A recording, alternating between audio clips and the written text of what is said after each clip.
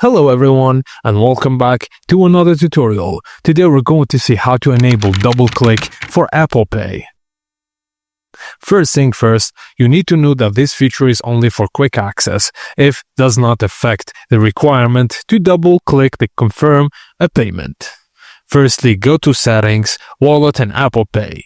Then look for double click side button. Turn the feature off. Go to the home screen and try double-clicking the side button. Your iPhone will simply go to sleep. Now, to test with the setting on, the feature needs to be turned on. When you turn it on, go back to the home screen and double-click the side button. The wallet app will now open instantly, ready for payment. Turning this on helps you get cards and passes ready early, making checkout faster.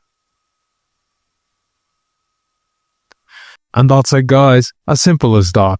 Thank you for watching and please don't forget to like and subscribe to our channel for more tips and tricks like this.